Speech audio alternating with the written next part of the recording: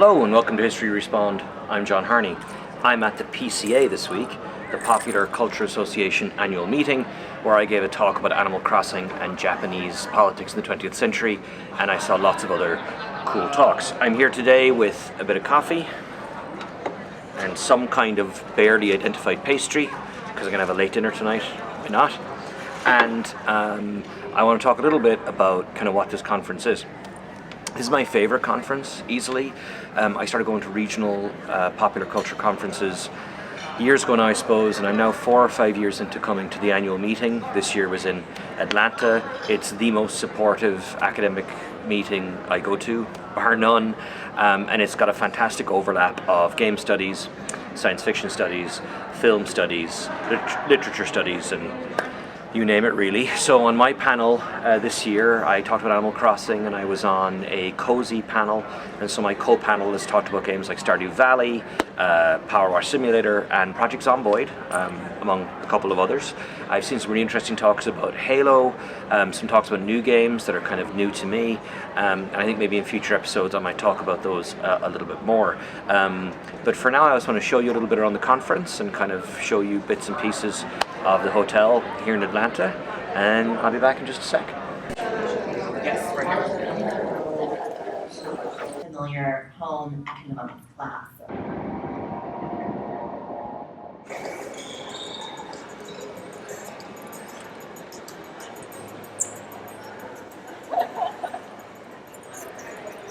Hey, here we are in Atlanta at the PCA, and I'm here with Bob Whitaker. Hey, Bob. Hey, how's it going, John? I'm pretty good. Hey, let's do a quick test. What did you have for breakfast? Let's see. I had a skillet that had pork sausage in it. It was good. Way too much cheese, but it was awesome. That was a deep cut for people who like the podcast. It's like a teaser for future stuff. Bob and I are hanging out here in Atlanta at the PCA conference. It's been really cool. And Bob gave a talk about the civilopedia, right? Yeah, so Civilopedia, this is the in-game encyclopedia for Sid Meier's Civilization. You know, they've had it since Civilization 1, so just did a paper that kind of looked at the progression. Right. The Civilopedia from 1991 all the way through Civ 7, which came out late last year. Wow. So it's like 35 years, almost 35 years of history. It's just, I mean, I feel old. John looks old. So. It's true. It's true. It's probably the Civilization games. I haven't played 7 yet, actually. Yeah, so I played it for the first time a couple of weeks ago, and a lot of the press for it has been negative, and I can kind of see why. John, did you ever play the DLC for Civ 6 called Rise and Fall? I did. Okay, so yes. If you played Rise and Fall for Civ 6, you have definitely played Civ 7. So the base game for Civ 7 is the Rise and Fall mode. And so you're playing, and you start as a civilization. I started as Egypt. Yeah. You know, just kind of a bread and butter Civ. Yeah. And it kind of rises, and then you kind of purposely fall, and then you're supposed to pick a different civilization to go with, which for some people, for mods, that sounds really interesting. It's kind of cool way to play. Totally. But maybe not for the base game. So my early review of Civ 7, I don't feel like you can probably judge a Civ game until you put 300 hours into it. That's right. My early review of about 50 hours is that they went a little bit too far. Yeah. Especially with the base game, and I'm kind of interested to see how they reel it back in. Yeah, I feel bad for them, because one of those things where, like, obviously there's more to it than that. They must have worked, I'm sure they worked, of course they worked incredibly hard on it and everything else. But that's happened before with Civ. It's like, oh, you guys did this before, and it doesn't feel right, and everything else. So the Civilopedia, then, like, are there any kind of particular turning points or like big shifts you ever noticed, or is it more of a gradual thing over 35 years? So one of the things that I was really focused on was trying to compare the Civilopedia to an academic textbook or an academic encyclopedia. Right. And as you know, a lot of those are put together by a team of scholars, not just one person. Right. So with Sid Meier's Civilopedia, it's the same thing. We've got Sid Meier, who kind of gives us the broad themes and the broad categories for the Civilopedia, but all the hard labor of actually writing it and providing the historical detail is done by Bruce Shelley, who is his co-designer, but spent many, many hours back in 1990-91 going in and putting in Civilopedia entries, and then also writing the instruction manual to the first civilization, which was over 200 pages long. And so, just like any other academic textbook, or Yeah. just like any other academic encyclopedia, it's a two-person effort. And so, from Sid, we get kind of this Fernand Braudel kind of broad sweep of history, Yeah, the long yeah, yeah, durée. yeah. But Yeah. from Bruce Shelley, he comes from the background of tabletop board games. He worked for Avalon Hill, Right. famous tabletop board game Uh-huh. maker. They have huge, thick Yeah. instruction manuals. And so he comes from, maybe we could call it the rivet counter, Right. kind of perspective of history. It's like, Yeah, well, yeah. we want a little bit more precision, Uh-huh. a little bit more historical accuracy. And so that's where you get the civilopedias. It's kind of these two minds working Yeah. in concert. And then later iterations of the civilopedia, it follows through with the kind of broad strokes that Sid had laid out. Uh-huh. But then you get these kind of new successive developers who are still keeping up with the civilopedia and expanding upon it and making the historical entries even longer as we go along. So it's kind of an amazing thing. The tagline Yeah. for Civilization 1 is build an empire that stands the test of time. Right. Whereas we got the civilopedia, it's kind of like the encyclopedia that's Yeah. stood the test of time. It's kind of amazing. Like, I think of Civilization games as like an institution almost within gaming culture. Yeah. And this is kind of this public good almost they created. That's so cool. Yeah, it is, and it's been really interesting to study it. I'm trying to write a biography of Sid Meier right now, so Right. this has really helped present Yeah. it here. And this conference is just Oh, incredible for I know, that I kind love of it. stuff. I love it. I'm trying to think. We saw. I like that talk on Halo this morning. People talking about Stardew Valley, all this like cool stuff. Helldivers too. Helldivers too, and and then the City of Atlanta. Yep. Great thing. What's Yes. your highlight from the City of Atlanta? Well, so we just, you and I just went to the college This is, football. Hall I'm of setting Fame. him up for something we think is pretty funny. We went this is to- actually happening. Yeah, we went to the College Football Hall of Fame, and so at the College Football Hall of Fame, they've added in an artificial intelligence mode that you sign into when you arrive, and you get your information on a card. And throughout the museum, they've got these moments where you can tap the display, and you've taken your picture when you get the card, and so it places your face on top of different historical moments from the history of college football. So there's a really wonderful and sexy picture of me at a tailgate in Austin. That's right, Back yeah. in 1983. Oh, man. And then there was this even more amazing video that the AI had put together of me as a college football coach from the 1940s to the 1970s.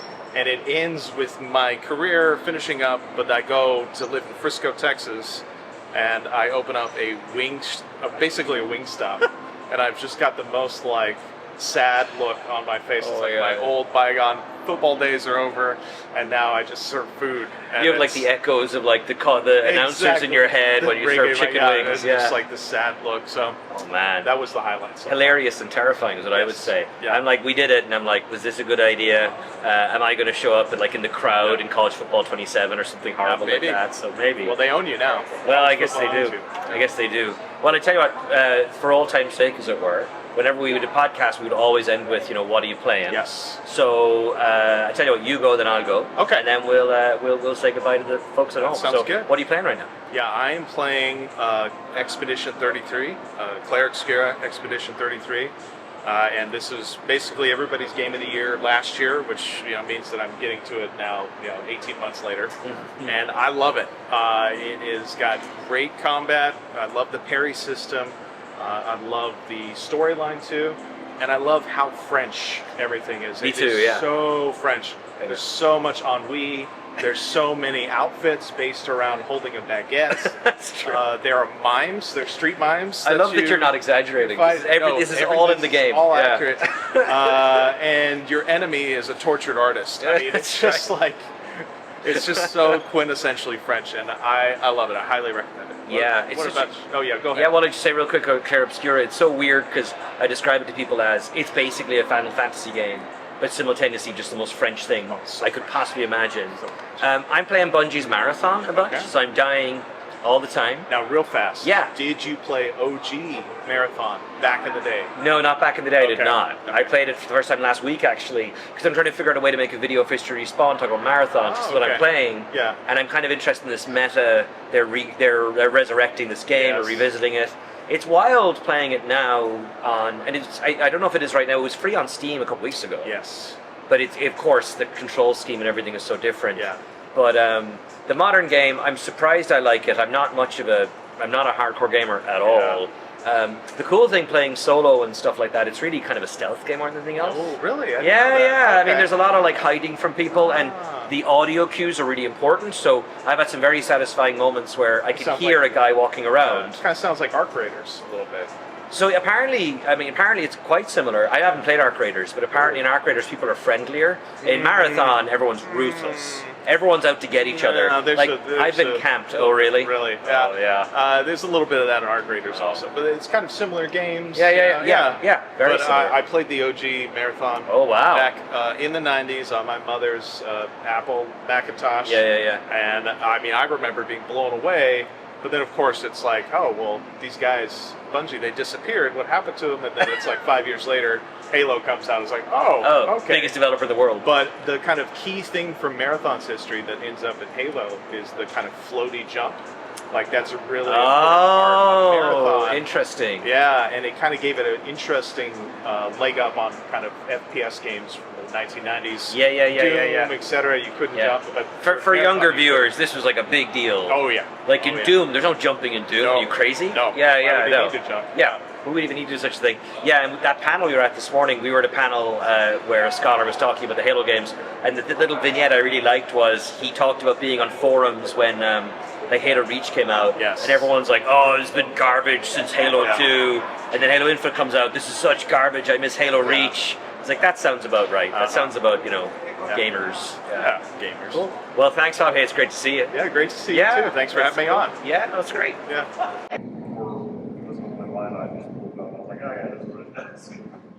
But they have to have a lot of maps in there. Like all of that, just because it's across every single development and every large.